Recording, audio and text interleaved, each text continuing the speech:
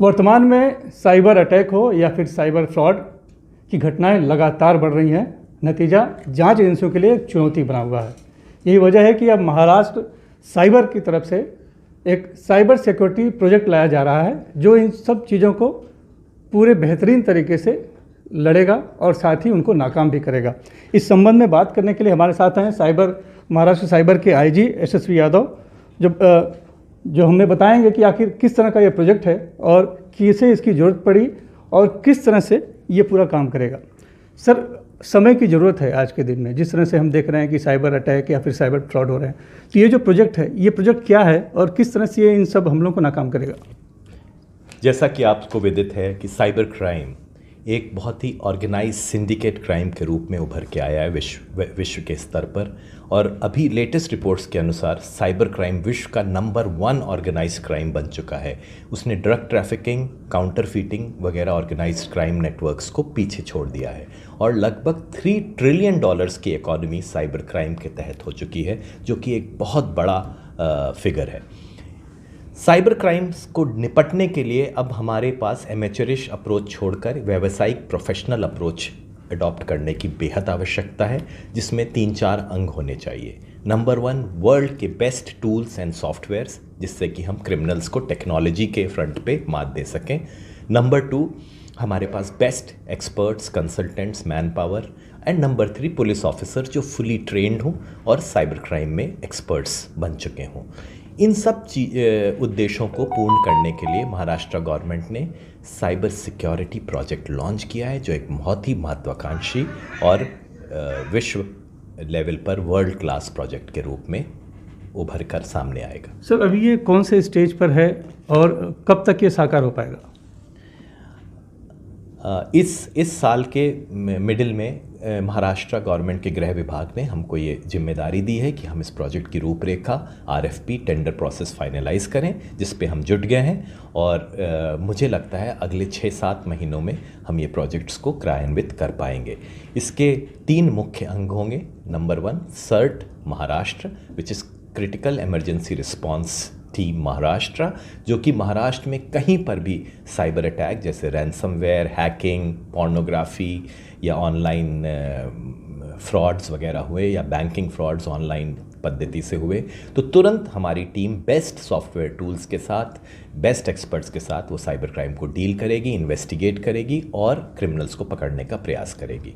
Number 2, इसका अंग होगा tie, which is technology assisted investigation, जिसके तहत जो भी कन्वेंशनल क्राइम्स हैं जैसे मर्डर, डकॉइटी, रेप, लेकिन जिसमें कोई ना कोई टेक्नोलॉजी का अंग है, जैसे कि सेलफोन्स का यूज़, लैपटॉप का यूज़ या फिर टावर डंप एनालिसिस, जो कि टावर के डेटा के एनालिसिस होती है, उन सब चीज़ों में महाराष्ट्र साइबर उस लोकल पुलिस की, महाराष्ट्र की लोकल पुलिस की हेल्प करेगी, उनको बेस्ट टूल्स और एक्सपर्ट्स मुहैया कराएगी।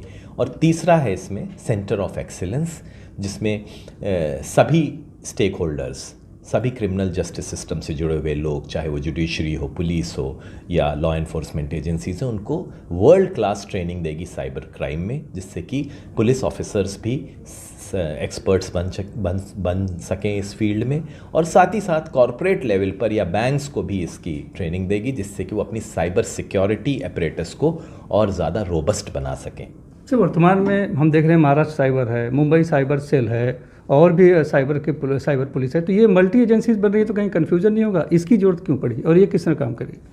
देखिए, ये मल्टी एजेंसीज़ हैं, ये इंडिपेंडेंट एजेंसीज़ हैं, पर इनमें एक तरह का गाइडेंस या नोडल एजेंसी ऐसा गाइडेंस देगी, साथ ही साथ उनको वो रिसोर्सेज मुहैया कराएगी जो उनको लोकल लेवल पर उपलब्ध नहीं होंगे।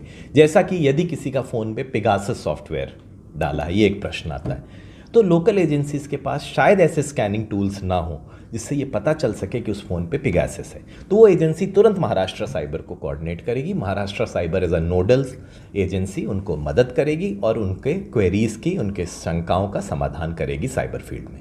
ये जो पारंपरिक जो अपराध हैं, खास करके अगर ट्रैकिंग के लिए जैसे मोबाइल का इस्तेमाल करते हैं या फिर पुराना चैट रिट्रीव करना हो या इस तरह की जो बातें, ये सब क्रिमिनल का भी इन्वेस्टिगेशन इसमें इसके तहत आएगा? जी हाँ, कोई भी, जैसे मैंने बताया, इसका एक अंग है टाई, टेक्नोलॉजी असिस्टेड इन्वेस्टिगेशन। जो पारंपरिक अपराध हैं, कन्वेंशनल अपराध हैं, जैसे मर्डर में किसी ने सेल फोन का यूज़ किया, अब उस सेल फोन से डेटा रिकवर करना है। हो सकता है लोकल पुलिस के पास उतने टूल्स, जैसे कि भंडारा में अगर ऐसा केस हुआ है, भंडारा पुलिस के पास हो सकता है बेसिक टूल्स हो, लेकिन वो सोफिस्टिकेटेड टूल्स और मैन पावर ना हो जिससे वो ये केस को अच्छी तरह सॉल्व कर सके। तो तुरंत महाराष्ट्र साइबर को कोऑर्डिनेट करेंगी और हम उस सेल फोन की या उस इलेक्ट्रॉनिक इक्विपमेंट की सघन जांच करके उनको रिपोर्ट देंगे। यानी अभी हमें उसके लिए प्रोफेशनल जो एजेंसीज हैं उन्हें उनका मदद लेनी पड़ती है या प्रोफेशनल्स की मदद लेनी पड़ती है, तो खुद का अपना एक तैयार किया जा रहा है डाटा पूरा इधर से? नहीं, वो एक एमेचर अप्रोच है कि जो भी मिल जाए। जैसे हमें मालूम है कि एक बंदा है या एक व्यक्ति है जो इस फील्ड का एक्सपर्ट है, हमने उसको बुला लिया। अब उसकी क्या एक्सपर्टीज है, उसके पास क्या टूल्स हैं, इसके बारे में कई बार लॉ इन्फोर्समेंट एजेंसीज को पता भी नहीं होता। तो अब हम वर्ल्ड के बेस्ट टूल्स विश्व स्तर से एक्वायर करेंगे, उन पे ट्रेन करेंगे, उनके लिए एक्सपर्ट्स बनाएंगे और उन एक्सपर्ट्स को पूरे महाराष्ट्र में हम फैला देंगे, जिससे कि वो हर एक केस में मदद कर सकें जो भी इस फील्ड से रिलेटेड हो। सर, अभी हम देखते हैं कि अक्सर जो है, खास करके सोशल मीडिया की बात करें तो जो प्लेटफॉर्म होते हैं, कंपनियां ज़्यादातर विदेशों में हैं, तो एजेंसियां उन्हें पत्र लिखती हैं लेकिन वो कभी डिटेल्स देते नहीं, शेयर नहीं करते जानकारी। नतीजा होता है कि जो जांच होती है उसमें बहुत देरी हो जाती है, कभी कभी तो आरोपी पकड़े भी नहीं जाते हैं। तो इससे निपटने के लिए ये क्या इस तरह काम कर पाएगा? जी हाँ, ये एक बहुत रियल प्रॉब्लम थी जो आपने उठाई है, परंतु गवर्नमेंट अब इसके प्रति सचेत हुई है। सेंट्रल गवर्नमेंट की ministry of technology and communication, जिनको हम मेटी बोलते हैं, उन्होंने एक अभी इंटरमीडिएटरी गाइडलाइंस भी इसी साल जारी किए हैं, कुछ महीने पहले ही। इसी साल मतलब 2021 में, कुछ महीने पहले। और उन गाइडलाइंस के तहत प्रत्येक इंटरमीडिएटरी को, चाहे वो फेसबुक हो, इंस्टाग्राम हो, ट्विटर हो, इत्यादि कोई भी हो, उनको chief grievance officer, nodal officer, इस तरह के ऑफिसर्स को इंडिया में ही पोस्ट करना पड़ेगा और वो इंडिया में ही रहेंगे, जिससे कि लॉ इन्फोर्समेंट एजेंसीज और अग्रीव्ड सिटीजन जिनकी बदनामी हुई है उनको अप्रोच कर सकें और उनसे जो उनके सर्वर्स में डेटा है और जो क्राइम इन्वेस्टिगेशन में यूज़ आने वाली डेटा को तुरंत एक्वायर किया जा सके। ये एक बहुत अच्छी पहल है और उसके रिजल्ट सामने आने भी लगे हैं, जैसा कि आपने अभी बुल्ली बाई केस में देखा। काफ़ी क्विकली ट्विटर ने इसके जवाब हमको भेजे थे। जी, हमसे बात करने के लिए बहुत बहुत धन्यवाद। मुंबई से सुनील सिंह, NDTV इंडिया के लिए।